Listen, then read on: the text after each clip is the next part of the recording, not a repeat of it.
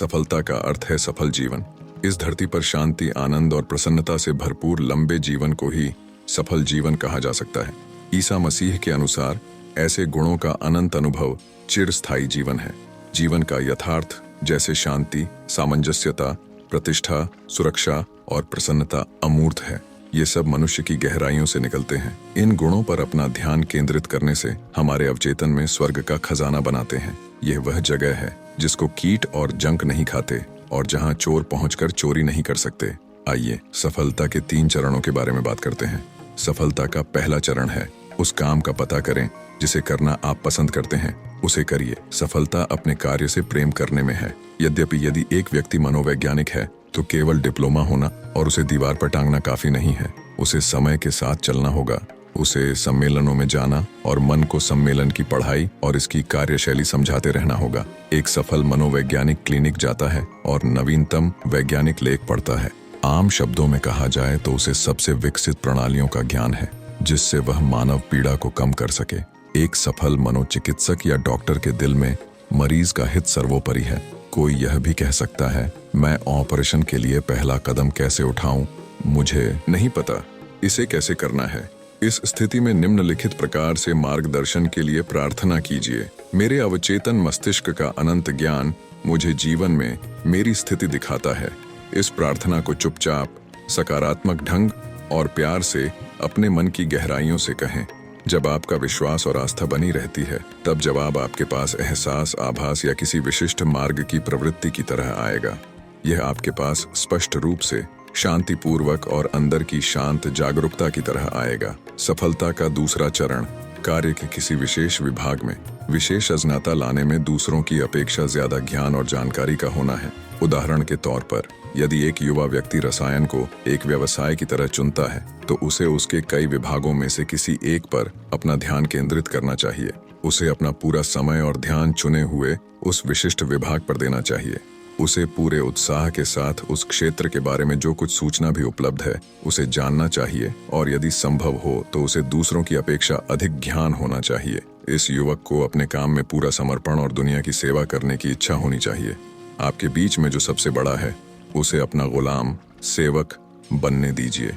वे व्यक्ति जो केवल अपनी जीविका चलाने या गुजारा करने की इच्छा रखते हैं, उनके मन की ऐसी प्रवृत्ति एकदम अलग है, क्योंकि गुजारा चलाना एक सच्ची सफलता नहीं है। मनुष्य का ध्येय बड़ा, शानदार और ज्यादा परोपकारी होना चाहिए। उसे दूसरों की सेवा करनी चाहिए जिससे वह अपनी रोटी जल पर बना सके, यानी असंभव को संभव कर सके। तीसरा चरण सबसे महत्वपूर्ण है। आपको इस बात पर यकीन होना चाहिए कि जो कुछ भी आप करना चाहते हैं वह केवल आपको ही सफलता न दे। आपकी इच्छा स्वार्थ भरी नहीं होनी चाहिए, इससे मानवता का कल्याण भी होना चाहिए। रास्ते की एक संपूर्ण परिक्रमा बननी चाहिए। दूसरे शब्दों में आपका विचार विश्व की सेवा और उसका भला करने वाला होना चाहिए। ऐसा विचार चारों ओर से आना चाहिए। यदि इसका फायदा आपको पूरी तरह से लेना है और यदि गोला अथवा पूर्ण परिधि नहीं बनी है तो आप अपनी जिंदगी में शॉर्ट सर्किट अथवा रोड़ा कठिनाई अनुभव कर सकते हैं, जो किसी प्रकार की सीमा अथवा बीमारी भी हो सकती है। कुछ व्यक्ति कह सकते हैं, लेकिन श्रीमान जेम्स ने बेईमानी से तेल का भंडार बेचकर संपत्ति बनाई। एक व्यक्ति थोड़े समय के लिए सफल होता दिखाई दे सकता है, लेकिन जो धन उसने बेईमानी से बनाया है अधिकतर वह पंख लगाकर उड़ जाता है। जब हम दूसरों को लूटते हैं तो हम स्वयं को लूटते हैं, क्योंकि हमारी मनोदशा अभावों से भरी और सीमित है। यह हमारे शरीर में, घर में, जीवन में और हमारी कार्यशैली में प्रदर्शित होता है। जैसा हम सोचते और महसूस करते हैं उसे हम वैसा ही बनाते हैं। यद्यपि एक व्यक्ति बेईमानी से संपत्ति एकत्रित कर सकता है, लेकिन वह सफल नहीं कहा जा सकता। बिना मानसिक शांति के कोई सफलता नहीं मिलती। ऐसी एकत्रित संपत्ति का क्या लाभ यदि व्यक्ति चैन की नींद नहीं सो सकता, यदि बीमार हो या उसके मन में अपराध की भावना हो। मैं लंदन में एक व्यक्ति को जानता था जिसने अपने कारनामों के बारे में बताया। वह पेशेवर पॉकेटमार था और उसने अकूत धन एकत्रित किया था। फ्रांस में उसके पास ग्रीष्म ऋतु का घर था और इंग्लैंड में शाही अंदाज में रहता था। उसकी कहानी थी कि उसे हमेशा स्कॉटलैंड यार्ड द्वारा पकड़े जाने का भय रहता था। उसके अंदर बहुत सी अनियमितताएं थीं, जिनकी मुख्य वजह उसके अंदर का डर और मन में बैठा अपराध बोध था। उसे पता था कि उसने गलत किया है। उसके अंदर के गहरे अपराध बोध की वजह से सभी तरह की मुसीबतें उसकी ओर खींच रही थीं। आखिरकार उसने अपनी इच्छा से पुलिस में आत्मसमर्पण कर दिया और जेल की सजा काटी। जेल से छूटने के बाद उसने मनोवैज्ञानिक और आध्यात्मिक सलाह ली और उसमें अभूतपूर्व बदलाव आया।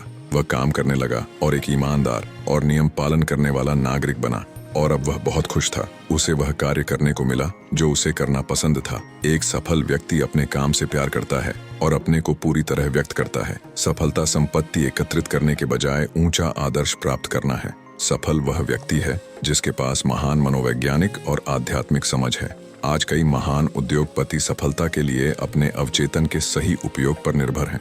कुछ वर्ष पहले तेल के एक बड़े व्यापारी फ्लैगलर के बारे में एक लेख प्रकाशित हुआ था जिसमें उसने स्वीकार किया था कि उसकी सफलता का राज उसके प्रोजेक्ट को पूर्ण रूप से तैयार देखने की क्षमता थी। जैसे उसके अपने मामले में उसने आंखें बंद कर एक बड़े तेल उद्योग की कल्पना की और ट्रेन को ट्रैक पर चलते देखा, उसकी सीटी की आवाज सुनी और धुआं देखा। इस प्रकार देखने और इसी तरह अपनी प्रार्थना को पूरा होते देख उसके अवचेतन मस्तिष्क ने इसे यथार्थ में किया। यदि आप एक वस्तु को साफ साफ देखेंगे तो आपको जरूरत की वस्तुएं मिलेंगी, वे भी ऐसे तरीकों से जिनके बारे में आपको पता ही नहीं है। ये सब आपके अवचेतन के चमत्कारी रूप से कार्य करने की शक्ति द्वारा होता है। सफलता के इन 3 चरणों को ध्यान में रखते हुए आपको अपने अवचेतन मस्तिष्क की रचनात्मक शक्तियों की छुपी हुई ताकत को कभी नहीं भूलना चाहिए। यह आपकी सफलता की योजना के सभी चरणों के पीछे की ऊर्जा है। आपका विचार रचनात्मक है। जब विचार एहसास के साथ मिलते हैं तो वे एक विषय परक विश्वास अथवा आस्था बन जाते हैं और आपकी आस्था के अनुसार आपके साथ वैसा घटित होता है। विशाल शक्ति का ज्ञान जिसकी वजह से आपकी सभी इच्छाएं पूर्ण होती हैं, वह आपको आत्मविश्वास और शांति का एहसास दिलाता है। आपका कार्य क्षेत्र किसी भी प्रकार का हो, आपको अपने अवचेतन मस्तिष्क का नियम जरूर सीखना चाहिए। जब आप अपने मस्तिष्क की शक्ति को कैसे उपयोग में लाना है उसे जानते हैं और जब आप अपने को पूर्ण रूप से अभिव्यक्त करते हैं और अपनी प्रतिभा को दूसरों को देते हैं, तब आप निश्चित रूप से सफलता के मार्ग पर अग्रसर होते हैं।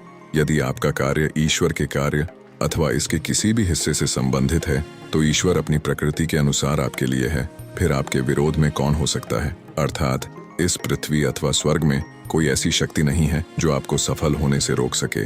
कैसे उसने अपने सपने को सच किया। एक फिल्म अभिनेता ने मुझे बताया कि वह बहुत कम पढ़ा लिखा था, लेकिन उसका सपना एक सफल फिल्म अभिनेता बनने का था। खेतों में घास काटते हुए, गायों को घर वापसी के लिए हाँकते हुए, जब वह दूध दुह रहा होता था, उसने कहा कि मैं लगातार अपना नाम बड़े बड़े थिएटरों में रोशन होते हुए देखता रहता था। यह मैं कई साल तक करता रहा। अंत में मैं घर से भाग गया। मैं फिल्मी दुनिया के क्षेत्र में अलग अलग तरह के काम करता रहा और फिर एक दिन आया जब मैंने उसी तरह अपना नाम बड़ी रोशनी में जगमगाते देखा जैसा मैं बचपन में देखा करता था। फिर उसने कहा, मुझे सफलता पाने के लिए लगातार कल्पना करने की ताकत का पता है। उसके सपनों की फार्मेसी वास्तविकता बनी। 30 वर्ष पूर्व मैं एक फार्मासिस्ट को जानता था जिसे हफ्ते का $40 मिलता था और थोड़ा बहुत बिक्री पर कमीशन। उसने मुझसे कहा, 25 वर्ष बाद मुझे पेंशन मिलेगी और मैं रिटायर हो जाऊंगा। मैंने उस युवक से कहा, क्यों नहीं तुम अपना स्टोर खोलते हो? इस जगह से बाहर निकलो, अपनी सोच ऊपर करो, अपने बच्चों के लिए सपने देखो। हो सकता है तुम्हारा बेटा डॉक्टर बनना चाहे, शायद तुम्हारी बेटी महान संगीतकार बनना चाहे। उसका जवाब था कि उसके पास धन नहीं था। उसके अंदर एक भावना जागृत हुई कि जो कुछ वह सच की तरह सोचेगा उसकी सोच पूरी होगी। उसके ध्येय का पहला कदम उसके अंदर अवचेतन मस्तिष्क की शक्तियों के बारे में जागरूकता पैदा करना था, जिसे मैंने उसके फायदे के लिए विस्तार से उसे समझाया। उसका दूसरा कदम था कि यदि वह अपने विचार को अपने अवचेतन तक पहुंचाने में सफल होगा तो अवचेतन मस्तिष्क उसे किसी भी प्रकार से पूरा करेगा। उसने कल्पना में सोचना शुरू किया कि उसका अपना स्टोर है। उसने अपने मन में बोतलों को व्यवस्थित किया, नुस्खों को निबटाया और कल्पना की कि कई क्लर्क ग्राहकों को देख रहे हैं। उसने मोटे से बैंक बैलेंस की भी कल्पना की। मानसिक रूप से उसने काल्पनिक स्टोर में काम किया। एक अच्छे अभिनेता की तरह उसने अपनी भूमिका जी, ऐसी भूमिका निभाऊं जैसे कि मैं ऐसा ही हूं और ऐसा ही रहूंगा। फार्मासिस्ट अपने पूरे दिल से उस भूमिका में मग्न हो गया जिसमें उसका हर कार्य ऐसा होता जैसे कि वह स्टोर उसका अपना ही है। परिणाम बहुत दिलचस्प था। उसको नौकरी से निकाल दिया गया। उसे एक नया रोजगार एक बड़ी श्रृंखला वाले स्टोर में मिला। वह मैनेजर बन गया और फिर बाद में डिस्ट्रिक्ट मैनेजर। उसने 4 साल में काफी धन बचाया जिससे उसने अपने स्टोर के लिए बयाना दिया। उसने इसे कल्पना की फार्मेसी नाम दिया। उसने कहा, यह वैसा ही स्टोर था, एकदम वैसा ही जैसे स्टोर की मैं कल्पना करता था। वह अपने क्षेत्र का जाना माना सफल व्यवसायी बना और जो कुछ वह कर रहा था उसमें वह बहुत प्रसन्न था। व्यवसाय में अवचेतन मस्तिष्क का उपयोग। कुछ वर्ष पहले मैंने एक व्यवसायी समूह को कल्पना और अवचेतन मस्तिष्क की शक्ति के बारे में व्याख्यान दिया। व्याख्यान में मैंने बताया कि कैसे गोएथे ने अपनी कल्पना शक्ति का उपयोग बुद्धिमत्ता से किया जब उसके सामने कठिनाइयां और कठिन परिस्थितियां आईं। उसकी जीवनी लिखने वालों ने बताया कि किस प्रकार वह कई घंटे चुपचाप अपनी काल्पनिक वार्ताओं में व्यस्त रहता था। यह बात सबको ज्ञात है कि वह कल्पना में अपने एक दोस्त को अपने सामने कुर्सी पर बैठाकर उसे सही जवाब बताता था। दूसरे शब्दों में उसने कल्पना की कि उसका दोस्त उसे सही जवाब दे रहा है। इसे सजीव रूप देने के लिए उसके हाव भाव और आवाज की प्रकृति असली जैसी होती। व्याख्यान में एक युवक शेयर मार्केट का दलाल था। उसने गोएथे की तकनीक अपनानी शुरू की। उसने अपने एक करोड़पति बैंक के दोस्त की कल्पना की और उससे बातें करनी शुरू की, जो उसे बुद्धिमानी भरे निर्णय के लिए बधाई देता और उसे सही शेयर खरीदने पर उसकी तारीफ करता। वह इस काल्पनिक बातचीत होने का नाटक करता रहा जब तक उसने इसे अपने मन में पूरी तरह बसा नहीं लिया। उस ब्रोकर की आंतरिक बातचीत और नियंत्रित कल्पना ने उसके ध्येय के साथ सामंजस्य बनाया, जो उसके अपने ग्राहकों के लिए सही निवेश करना था। उसके जीवन का ध्येय अपने ग्राहकों के लिए धन अर्जित करना था और अपने बुद्धिमत्तापूर्ण सुझावों द्वारा उन्हें समृद्ध बनते देखना था। वह अभी भी अपने अवचेतन मस्तिष्क का उपयोग अपने व्यवसाय के लिए करता है और अपने प्रयास में सफल है। 16 वर्ष के बालक ने असफलता को सफलता में बदला। एक हाई स्कूल में पढ़ने वाले जवान बच्चे ने मुझसे कहा, मुझे बहुत खराब ग्रेड मिल रहे हैं, मेरी याददाश्त कम हो रही है, मुझे पता नहीं द्रव्य क्या है। मैंने पाया कि उस बालक में एक कमी थी। वह थी उसकी अपने अध्यापकों और साथी छात्रों के प्रति नाराजगी और नाराजगी की प्रवृत्ति। मैंने उसे सिखाया कि अपने अवचेतन मस्तिष्क का उपयोग कैसे करें और अपनी पढ़ाई में कैसे सफल बने। उसने विशिष्ट सत्यों को दिन में कई बार सोने से पहले और सुबह जागने के बाद दृढ़ता से स्वीकार करना शुरू किया। अपने अवचेतन मस्तिष्क में ग्रहण कराने का यह सबसे सही समय होता है।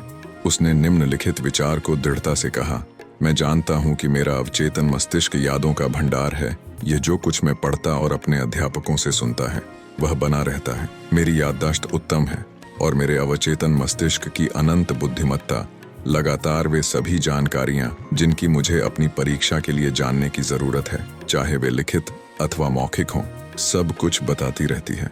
मैं अपने सभी अध्यापकों और साथी छात्रों के बीच प्यार और सद्भावना रखता हूँ।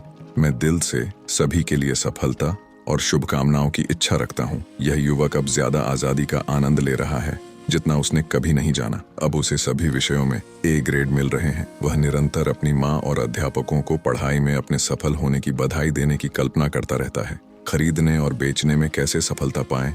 याद रखें, क्रय और विक्रय में आपका चेतन मस्तिष्क स्टार्टर और अवचेतन मस्तिष्क मोटर है। आपको कार्य करने के लिए उसे स्टार्ट करना होगा। आपका चेतन मन उसका डायनमो है जो आपके अवचेतन मन की शक्ति को जगाता है। सबसे पहला कदम जिससे आपके मन की गहराइयों तक आपके स्पष्ट विचार, इच्छा या छवि पहुंच सके, उसके लिए आराम अवस्था में बिना ध्यान बंटाए एकाग्रचित्त होकर मन को स्थिर रखें और शांत हो जाएं। यह निश्चित और शांत प्रवृत्ति सभी बाह्य पदार्थों और नकली विचारों को आपके आदर्श को मन में शोषित होने से रोकती है। यही नहीं, इस प्रकार की शांत और निष्क्रिय और सब कुछ ग्रहण करने की मन की प्रवृत्ति की वजह से आपका प्रयास सबसे कम रहता है। दूसरा कदम अपनी इच्छा को एक सत्य की तरह कल्पना करना है। उदाहरण के तौर पर आप घर खरीदना चाहते हैं तो अपने मन की आराम अवस्था में निम्नलिखित बात बड़ी दृढ़ता से स्वीकारें। मेरे अवचेतन मस्तिष्क की अनंत बुद्धिमत्ता सर्वज्ञानी है। यह मुझे बताती है कि आदर्श घर बीचों बीच और एक खूबसूरत माहौल में है और मेरी सभी जरूरतों को पूरा करता है तथा मेरी आमदनी के अनुकूल है। मैं अपनी इस याचना को अपने अवचेतन मस्तिष्क को देता हूँ। मैं इस याचना को पूरे विश्वास और आस्था के साथ उसी प्रकार से दे रहा हूँ जिस प्रकार एक किसान जमीन में बीज बोता है और जिसके विकास पर उसे पूरा भरोसा है। आपकी प्रार्थना का जवाब अखबार में किसी विज्ञापन, किसी दोस्त या आपका सीधे किसी ऐसे मकान की ओर मार्गदर्शन करेगा जैसा कि आप चाहते हैं। कई तरीकों से आपकी प्रार्थना का जवाब मिल सकता है। प्रमुख ज्ञान जिस पर आपको विश्वास है उसका जवाब पहले आता है, बशर्ते यदि आप अपने मन की गहराई की कार्यशैली पर आस्था रखते हैं। आप किसी मकान, जमीन अथवा किसी भी प्रकार की संपत्ति को बेचना चाह सकते हैं। जमीन के दलालों को मैं निजी सुझावों में बता चुका हूं कि कैसे मैंने लॉस एंजल्स के ऑन ऑरलैंडो एवेन्यू का अपना घर बेचा था। उसमें से कई ने मेरी वह तकनीक अपनाई और अप्रत्याशित और शीघ्र परिणाम पाया। मैंने अपने घर के आगे वाग में एक बोर्ड लगाया जिस पर लिखा था, मकान मालिक द्वारा बिकाऊ संपत्ति। अगले दिन सोने से पहले मैंने स्वयं से कहा, कल्पना करो अपना घर बेचने के बाद तुम क्या करोगे। मैंने अपने प्रश्न का स्वयं जवाब दिया और कहा, मैं उस साइन बोर्ड को निकालकर गैराज में फेंक दूंगा। अपनी कल्पना में मैंने उस साइन बोर्ड को पकड़कर जमीन से उखाड़ा और अपने कंधों पर उठाकर गैराज गया और फर्श पर पटक दिया। मजाक उड़ाते हुए मैंने साइन बोर्ड से कहा, मुझे अब तुम्हारी जरूरत नहीं। मैंने घर बिकने का अनुभव करते हुए आंतरिक शांति महसूस की। अगले दिन एक व्यक्ति ने मुझे $1000 दिए और कहा, अपना साइन बोर्ड हटाओ, इसका अब हम सौदा करेंगे। मैंने फौरन साइन बोर्ड उखाड़ा और गैराज में ले गया। बाह्य क्रिया ने आंतरिक क्रिया का साथ दिया। इसमें कोई नई बात नहीं है। जैसा अंदर वैसा बाहर, यानी जैसी छवि आपके अवचेतन मन में चिह्नित होती है वही आपके जीवन पटल पर घटित होता है। अपना घर, जमीन अथवा किसी अन्य प्रकार की संपत्ति को बेचने का एक और तरीका बहुत लोकप्रिय है। धीरे धीरे चुपचाप अनुभव करते हुए दृढ़ता से इस प्रकार स्वीकार करें, अनंत शक्ति इस घर के लिए खरीदार को मेरी ओर आकर्षित कर रही है। जो इस संपत्ति को चाहता है वह इससे समृद्ध होगा। इस खरीदार को मेरे अवचेतन मस्तिष्क के रचनात्मक ज्ञान ने भेजा है और वह कभी कोई गलती नहीं करता। यह खरीदार कई और घरों को देख सकता है, लेकिन मेरा ही घर है जिसे वह चाहता है और खरीदेगा, क्योंकि उसके अंदर की अनंत शक्ति उसका मार्गदर्शन कर रही है और दिव्य क्रम में हमें एक दूसरे के पास ला रही है। मैं जानता हूँ यह ऐसा है। स्मरण रहे, जिस वस्तु को आप खोज रहे हैं वह भी आपको ढूंढ रही है, और जब कभी भी आप किसी घर, जमीन अथवा अन्य संपत्ति को बेचना चाहते हैं, वहां हमेशा कोई है जो इसे लेना चाहता है। अपने अवचेतन मस्तिष्क की शक्ति का सही उपयोग करने से आप अपने मन को सभी प्रतियोगिता और चिंताओं से आजाद करते हैं। उसे अपने पसंद की वस्तु प्राप्त करने में कैसे सफलता मिली। एक युवती मेरे व्याख्यानों और कक्षाओं में नियमित रूप से आती है। उसे 3 बसें बदलनी पड़ती थीं। मेरे हर व्याख्यान पर पहुंचने के लिए उसे 1.5 घंटा लगता था। किसी एक व्याख्यान में मैंने बताया कि किस प्रकार एक युवक को एक कार की आवश्यकता थी और उसे वह अपने काम के दौरान मिली। वह घर गई और जैसा मैंने अपने लेक्चर में कहा था उसने उसका प्रयोग किया। मैं उसके पत्र का हिस्सा जैसा उसने मेरा तरीका अपनाते हुए लिखा था और मेरी अनुमति मिलने पर उसे प्रकाशित किया था। उसे बता रहा हूँ, प्रिय डॉक्टर मर्फी, इस प्रकार मुझे कैडिलॉक कार प्राप्त हुई। मैं व्याख्यान में रोज आने के लिए एक कार चाहती थी। मैंने अपनी कल्पना में उसी प्रकार की प्रक्रिया दी। मैं जैसे कि कार चला रही हूँ। मैं शोरूम गई और सेल्समैन मुझे एक ड्राइव पर ले गया। मैंने उसे कुछ दूर तक चलाया। मैंने कैडिलॉक को बार बार अपनी गाड़ी के रूप में सोचा। मैंने कार में अंदर जाते हुए कल्पना की, चलाने की, इसके कवर को छूने आदि की।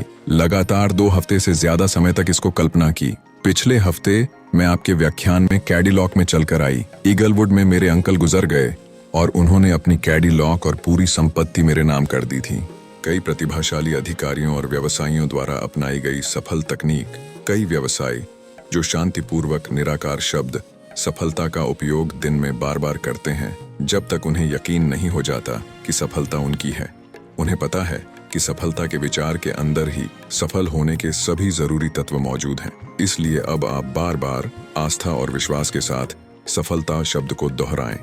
आपका अवचेतन मस्तिष्क इसे आपके सत्य की भांति स्वीकार करेगा और अवचेतन मन इसे सफल बनाने के लिए विवश है।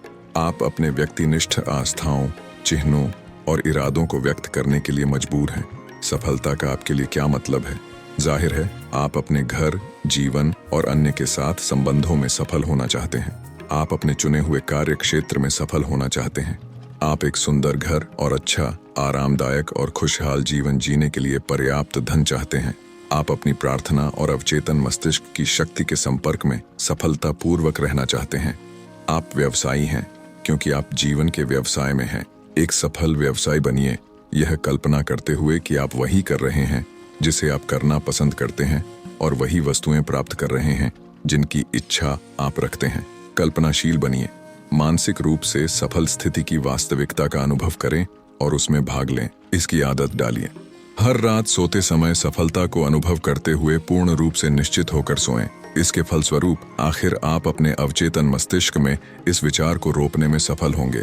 इस बात पर विश्वास रखें कि आपका जन्म सफल होने के लिए हुआ है, और फिर जैसे ही आप प्रार्थना करेंगे आपके जीवन में चमत्कार होंगे। लाभदायक सूची अब जो बताने जा रहा हूँ इसे हमेशा याद रखिएगा। 1. सफलता का अर्थ है सफलतापूर्ण जीवन। जब आप शांत, आनंदित व प्रसन्नचित्त हैं और वह करते हैं जिसे करना आप पसंद करते हैं तो आप सफल हैं। तो पता करें कि आपको क्या करना अच्छा लगता है, फिर उसे करें। यदि आप अपनी वास्तविक अभिव्यक्ति नहीं जानते हैं, मार्गदर्शन के लिए पूछें तो आपको रास्ता मिलेगा। 3. किसी विशेष क्षेत्र में विशेषज्ञता हासिल कीजिए और किसी अन्य की अपेक्षा अधिक जानिए। 4. एक सफल व्यक्ति मतलबी नहीं होता, उसकी मुख्य इच्छा मानवता की सेवा करना है। 5. बिना मानसिक शांति के कोई सच्ची सफलता नहीं है। 6. एक सफल व्यक्ति के पास ज्यादा मनोवैज्ञानिकीय और आध्यात्मिक समझदारी होती है। 7. यदि आप अपने ध्येय की स्पष्ट कल्पना करेंगे तो आपको अपनी जरूरी चीजें अपने अवचेतन मस्तिष्क की चमत्कारी कार्यशक्ति द्वारा मिलेंगी। 8. जब आपकी सोच आपके उत्साह के साथ मिलकर वस्तुनिष्ठ आस्था बन जाती है तो आपकी आस्था के अनुसार वैसा ही होता है। 9. लगातार बने रहने वाली कल्पना की शक्ति आपके अवचेतन मस्तिष्क की चमत्कारिक कार्यशक्ति को अपनी ओर खींचती है। 10.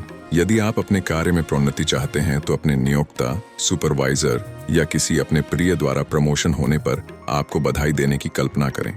इस छवि को जीवंत और सजीव होने की कल्पना करें। आवाज सुनें, हाव भाव देखें, इस क्षण की वास्तविकता का अनुभव करें। इसे अक्सर करते रहें और मन को अक्सर ऐसी छवि भरने से आपको अपनी प्रार्थना के जवाब की खुशी का अनुभव होगा। 11. आपका अवचेतन मस्तिष्क यादों का भंडार है। एक उत्तम याद के लिए अक्सर दृढ़ता से स्वीकार करें, मेरे अवचेतन मस्तिष्क का अनंत ज्ञान मुझे वह सब हर जगह दिखाता है जिसे जानने की मुझको जरूरत है। 12. यदि आप किसी घर या संपत्ति को बेचना चाहते हैं तो धीरे धीरे शांति का अनुभव करते हुए दृढ़ता से स्वीकार करें, अनंत शक्ति मेरी ओर इसको खरीदने वाले को आकर्षित कर रही है। ग्राहक जो इसे चाहता है वह इसमें और ज्यादा समृद्ध होगा। इस जागरूकता को बनाए रखें और आपके अवचेतन मस्तिष्क की अंदर की लहरें इसे यकीनन करेंगी। 13. सफलता के विचार में सभी सफलता के तत्व मौजूद हैं। सफलता शब्द को विश्वास और आस्था के साथ अपने अंदर बार बार दोहराएं।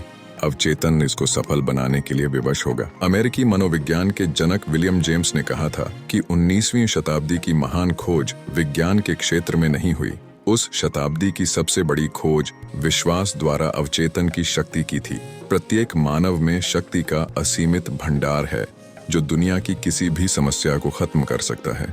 जिस दिन आपको एहसास होगा कि आपका अवचेतन आपकी सभी समस्याओं को हल कर सकता है तो तभी यह आपके शरीर को स्वस्थ कर सकता है, आपके सबसे प्रिय सपने से कहीं आगे आपको ले जा सकता है। इस तरह के स्पष्ट एहसास से आप अपनी सभी कमियों को दूर कर सकते हैं और इसके फलस्वरूप आपके जीवन में सच्ची और हमेशा रहने वाली खुशियां आएंगी। आपको बहुत खुशी हुई होगी जब आपका बच्चा पैदा हुआ, जब आपकी ऐतिहासिक जीत हुई अथवा पुरस्कार मिला था, तब आप बहुत खुश हुए होंगे। जब आपकी सगाई सबसे सुंदर लड़की या सबसे सुंदर युवक से हुई थी, तब भी आप खुश हुए होंगे। जब आपके पास इस तरह के कई अनगिनत अवसर आए होंगे, तब आप बहुत प्रसन्न हुए होंगे। इसके बावजूद कि ये अनुभव कितने भी अद्भुत क्यों न रहे हों, वे आपको हमेशा बनी रहने वाली खुशियां नहीं देते। ये सब कुछ समय के लिए होती हैं। मुहावरों की पुस्तक में इसका जवाब है, जिसका विश्वास ईश्वर पर होता है वही खुश रहता है। जब आप ईश्वर पर विश्वास करते हैं, यानी आपके अवचेतन की शक्ति और बुद्धिमत्ता, और उससे अपने सभी रास्तों का नेतृत्व, मार्गदर्शन और शासित करने का आग्रह करते हैं, तब आप संतुलित, शांत, आराम से और निश्चित हो जाते हैं। जब आप अपने चारों ओर प्यार, शांति और सद्भावना बिखेरते हैं तो वास्तव में आप अपने जीवन के आने वाले दिनों के लिए एक इमारत बना रहे होते हैं। आपको केवल खुशी चुननी चाहिए। खुशी एक मानसिक स्थिति है। बाइबल में एक वाक्य है जिसके अनुसार आप आज ही चुनिए जो आपकी इच्छा है। आपके पास खुशी चुनने की आजादी है। यह अत्यंत सरल प्रतीत होता है और यह ऐसा ही है। यही कारण है कि लोग खुशी के रास्ते में लड़खड़ाने लगते हैं। वे खुशियों के रास्ते की सरलता की वजह को नहीं देख पाते।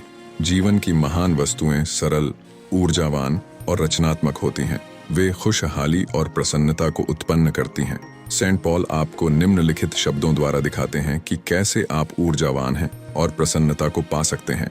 अंततः भाइयों, जो कुछ चीजें सत्य हैं, जो कुछ वस्तुएं ईमानदार हैं, जो कुछ वस्तुएं न्याय संगत हैं, जो कुछ भी शुद्ध है, जो कुछ भी सुंदर है, जिस किसी के बारे में अच्छी खबर है, यदि कोई भी अच्छा गुण है और यदि आपकी प्रशंसा होती है तो आप इन वस्तुओं के बारे में चिंतन कीजिए। खुशियां कैसे चुनें? खुशियां चुनना शुरू करें। इसे आप इस प्रकार से करें, जब आप सुबह अपनी आंखें खोलते हैं तब स्वयं से कहें, दिव्य क्रम मेरे आज का ही नहीं, हर दिन का जिम्मा भी ले।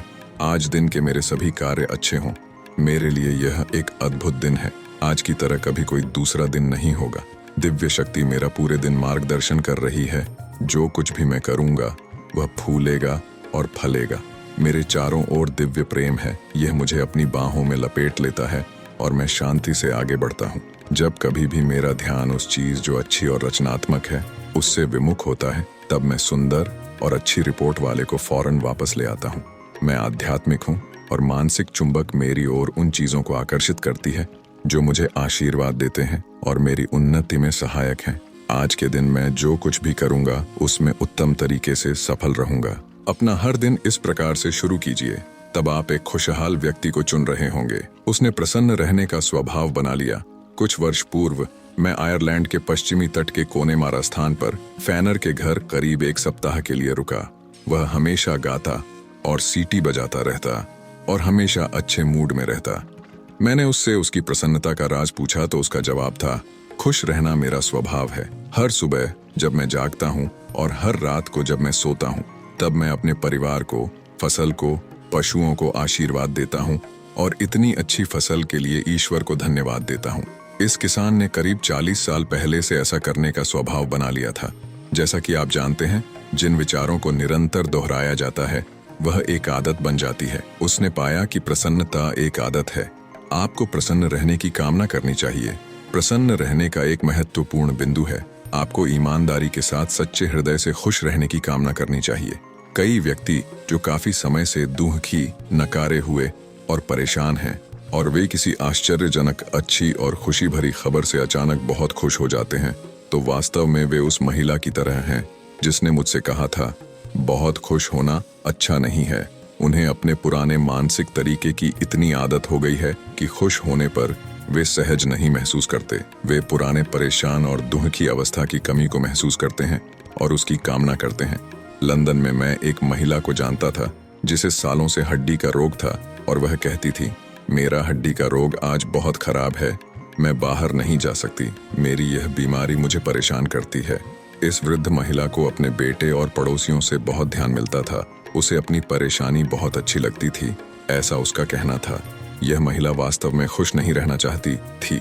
मैंने उसे उपचार का एक तरीका बताया। मैंने बाइबल के कुछ पद्य लिखे और उससे कहा कि यदि वह इन सच्चाइयों पर ध्यान देगी तो उसकी मानसिक प्रवृत्ति जरूर बदलेगी और यह उसके विश्वास और फिर से स्वस्थ होने के निश्चय में बदलेगा।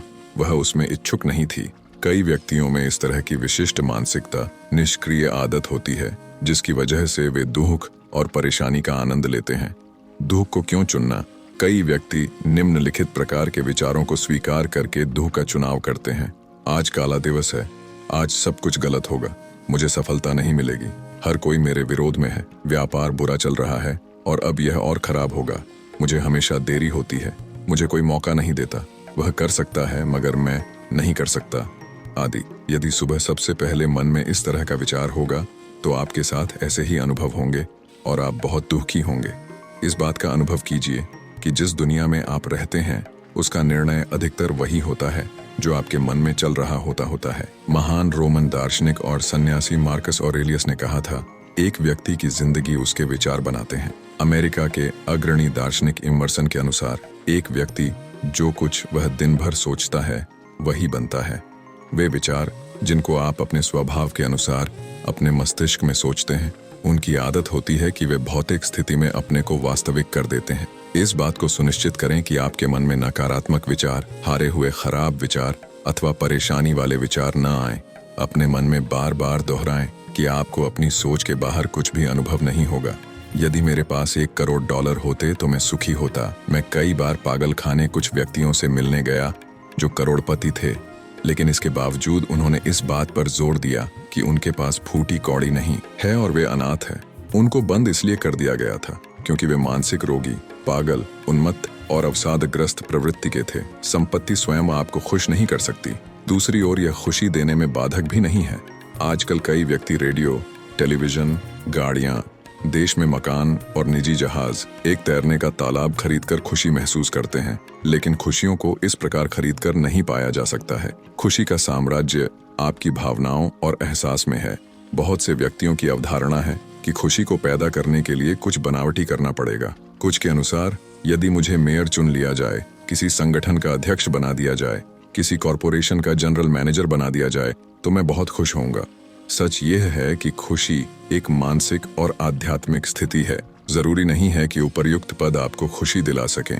आपकी वास्तविक शक्ति, खुशी और प्रसन्नता दिव्य क्रम के नियम और अपने अवचेतन मस्तिष्क में सही कार्य को पाने और इन सिद्धांतों को अपने जीवन के सभी चरणों में लागू करने में निहित हैं। एक शांत दिमाग की उपज में उसे खुशी मिली।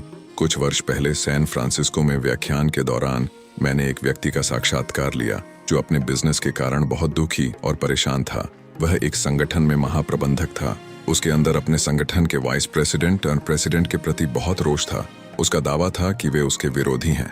इस प्रकार की आंतरिक कलह की वजह से व्यापार कम हो रहा था और उसे अपने शेयर पर कोई बोनस अथवा डिविडेंड नहीं मिल रहा था। उसने अपनी व्यापारिक समस्या को इस प्रकार से हल किया।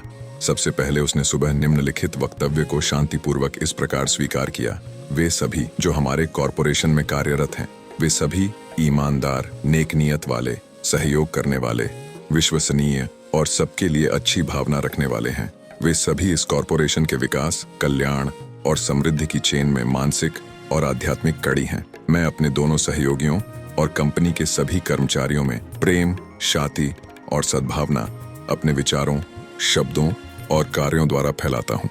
इस कंपनी के प्रेसिडेंट, अध्यक्ष और वाइस प्रेसिडेंट, उपाध्यक्ष दोनों को अपने सभी कार्यों में दिव्य मार्गदर्शन मिल रहा है। मेरे अवचेतन मस्तिष्क की अनंत बुद्धिमत्ता सभी निर्णय मेरे द्वारा लेती है।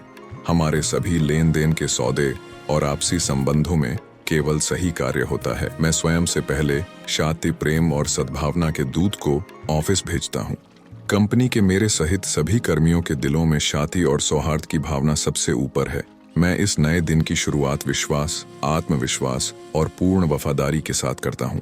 इस अधिकारी ने उपर्युक्त ध्यान शांतिपूर्वक केवल 3 बार सुबह किया और जो कुछ उसने स्वीकार किया वह सत्य भाव से किया।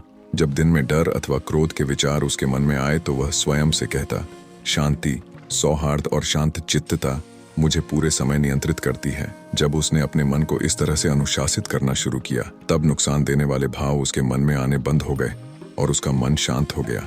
उसने बढ़िया सफलता प्राप्त की। कुछ समय पश्चात उसने मुझे लिखा कि अपने मन में 2 सप्ताह तक यह सब दोहराने के बाद अध्यक्ष और उपाध्यक्ष ने उसे अपने ऑफिस बुलाया और उसके कार्यों और नए रचनात्मक विचारों की सराहना की और कहा कि वे मुझ जैसा महाप्रबंधक पाकर अधिक सौभाग्यशाली हैं। उसे यह जानकर अति प्रसन्नता हुई कि व्यक्ति को खुशी अपने अंदर से मिलती है। किसी प्रकार की रुकावट अथवा डंडा वहां नहीं है। कुछ वर्ष पूर्व मैंने समाचार पत्र में एक लेख पढ़ा था जिसमें एक घोड़े के बारे में लिखा था जो सड़क पर एक लकड़ी के टुकड़े की वजह से रुक गया था। इसी प्रकार जब वह घोड़ा उस डंडे के पास आता तो रुक जाता। फैनर से उस लकड़ी के टुकड़े को उखाड़कर उसे समतल कर दिया, लेकिन फिर भी 25 वर्षों तक हर बार जब वह घोड़ा वहां से गुजरता तब उस जगह पर रुक जाता जहां पर वह टुकड़ा गड़ा हुआ था। घोड़ा उस लकड़ी को याद कर उस जगह पर रुक जाता था। आपके मन अथवा कल्पना में इस तरह की कोई रुकावट नहीं है। क्या आपको डर और चिंताएं रोक रही हैं? डर आपके मन का विचार है। आप इसे उसी क्षण खोदकर उसमें अपनी सफलता का विश्वास, उपलब्धि और सभी कठिनाइयों पर विजय के विचार भर सकते हैं। मैं एक व्यक्ति को जानता हूँ जो व्यापार में फेल हो गया था। उसने मुझे कहा, मैंने गलतियां की, मैंने बहुत कुछ सीखा है, मैं वापस व्यापार करने जा रहा हूँ और मुझे अपार सफलता मिलेंगी। उसने उस रुकावट का सामना किया। उसने कोई शिकायत नहीं की और न ही कुछ बड़बड़ाया, लेकिन उसने उस हार रूपी रुकावट को तोड़ दिया। उसने अपनी अंदरूनी शक्ति पर विश्वास के द्वारा सहयोग पाया। उसने अपने डर और पुराने अवसाद के सभी विचारों को ध्वस्त किया। स्वयं पर विश्वास रखेंगे तो आप सफल और खुश होंगे। सबसे प्रसन्न लोग, सबसे खुश वही व्यक्ति है जो लगातार अपने अंदर के सर्वश्रेष्ठ को बार बार आगे लाता है। प्रसन्नता और सद्गुण एक दूसरे के पूरक हैं। सर्वश्रेष्ठ न केवल खुश है बल्कि खुशी ही जीवन को सफलता से जीने की कला है।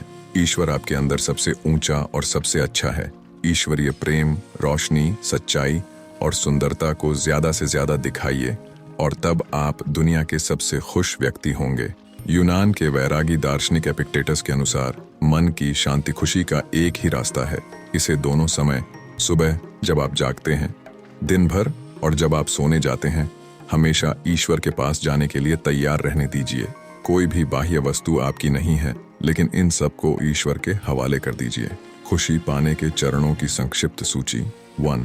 विलियम जेम्स के अनुसार 19वीं शताब्दी की सबसे बड़ी खोज अवचेतन मस्तिष्क की शक्ति थी, जिसे विश्वास ने छुआ था। 2. आपके अंदर एक शक्तिशाली शक्ति है। खुशी आपके पास तभी आएगी जब आप इस शक्ति पर पूर्ण विश्वास करेंगे, तभी आप अपने सपनों को साकार कर पाएंगे। 3. आप किसी भी हार पर विजय पा सकते हैं और अपने अवचेतन मस्तिष्क की अद्भुत शक्ति के द्वारा दिल की गहरी इच्छा को पा सकते हैं। यह अर्थ है अवचेतन मस्तिष्क के आध्यात्मिक नियम का। जो ईश्वर पर विश्वास करेगा वही खुश रहेगा। 4. आपको खुशी चुननी चाहिए। खुश रहना एक स्वभाव अथवा आदत है। जो कुछ भी सत्य है, जो कुछ भी ईमानदार है, जो कुछ भी न्याय संगत है, जो कुछ भी शुद्ध है, जो कुछ भी सुंदर है, जो कुछ भी अच्छी रिपोर्ट है, यदि कोई सद्गुण है और यदि किसी की प्रशंसा होती है, ऐसी सब चीजों के बारे में सोचिए। 5. जब आप सुबह आंखें खोलते हैं तो स्वयं से निम्नलिखित बातें कहें। मैं आज खुशी चुनता हूँ, मैं आज सफलता चुनता हूँ, मैं आज सही कार्य चुनता हूँ, मैं आज सभी के लिए प्यार और सद्भावना चाहता हूँ। इन सब स्वीकृतियों पर जीवन, प्रेम और इच्छा उंडेलिए और इन सब को चुनकर अपनी खुशी चुनें। 6. अपने आशीर्वाद के लिए दिन में कई बार धन्यवाद दीजिए। इसके अलावा अपने परिवार के सभी सदस्यों, अपने सहयोगियों और सभी लोगों के लिए शांति, खुशी और समृद्धि की प्रार्थना कीजिए। 7. आपकी खुश रहने की हार्दिक इच्छा होनी चाहिए। बिना इच्छा के कुछ भी नहीं मिलता। इच्छा एक कामना है जिसके कल्पना और विश्वास जैसे पंख होते हैं। अपनी इच्छा के पूर्ण होने की कल्पना कीजिए और इसकी वास्तविकता को अनुभव कीजिए, तो यह निश्चय ही होगा। प्रार्थना के जवाब से खुशी मिलती है। 8. हमेशा डर, चिंता, क्रोध, घृणा और हार के बारे में सोचते रहने से आप बहुत परेशान और दुखी होंगे। याद रखें, आपके विचार आपके जीवन को बनाते हैं। 9. आप दुनिया के पूरे धन से भी खुशियां नहीं खरीद सकते। कुछ करोड़पति बहुत खुश हैं और बहुत सारे दुखी। बहुत से व्यक्ति बहुत थोड़ी सांसारिक वस्तुओं के बावजूद बहुत खुश हैं और कुछ बहुत दुखी हैं। कुछ विवाहित व्यक्ति खुश हैं, कुछ बहुत नाखुश। कुछ अकेले व्यक्ति खुश हैं, कुछ बहुत नाखुश। खुशी का साम्राज्य आपके विचारों और एहसास में है। 10. खुशी एक शांत दिमाग की उपज है। अपने विचारों को शांति, संतुलन, सुरक्षा और दिव्य मार्गदर्शन से युक्त रखें तो आपका मन खुशियों का उत्पादक होगा। 11. आपकी खुशियों के आगे कोई रुकावट नहीं है। बाह्य वस्तुएं कारण नहीं होती, यह सब प्रभाव है, कारण नहीं। अपने अंदर के उपचार करने वाले सिद्धांतों से प्रेरणा लें। आपके विचार कारण हैं। नया कारण नए प्रभाव पैदा करता है। खुशियां चुनिए। 12. सबसे प्रसन्न व्यक्ति वह है जो अपने अंदर के सबसे ऊंचे और सर्वश्रेष्ठ को लाता है। ईश्वर उसके अंदर का सर्वोच्च और सर्वश्रेष्ठ है, क्योंकि ईश्वरीय साम्राज्य उसके अंदर है। आई होप कि आपको वीडियो पसंद आया होगा। अगर पसंद आया हो तो वीडियो को लाइक और चैनल को सब्सक्राइब जरूर कर दीजिएगा।